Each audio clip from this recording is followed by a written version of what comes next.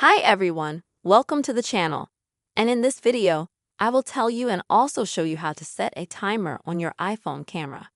Be sure, friends, subscribe to the channel, and also please put your likes under this video.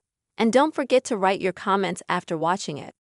So let's get to our topic, friends, and now I will show you everything in detail.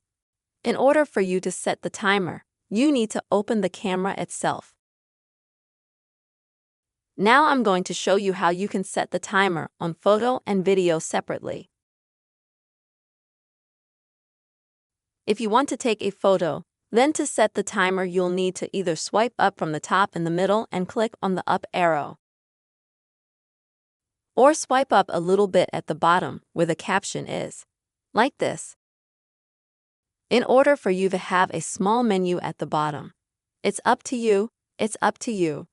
Now you will need to click on this button here, which is responsible for the timer.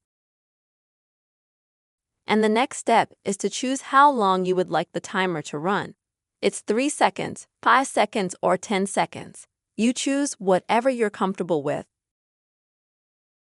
And now, friends, when you click on the photo, you're going to start a report, and you're going to see that you're going to have a photo taken after a certain amount of time.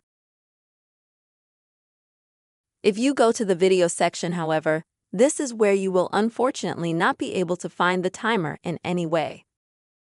For some reason, the iPhone decided not to add a timer to videos, but if you wanted to make a video you can just tap at the beginning of the video and you can do certain things first, like set the camera so you're comfortable. And after you take a full video, you can just go to the gallery of your device. There, find the video you need. Go to the 3 bars at the bottom and you can just easily trim that video, removing the parts that you don't need, that you might want to replace with a timer. That's how you can quickly and easily set a timer on your iPhone camera. I really hope this video is useful.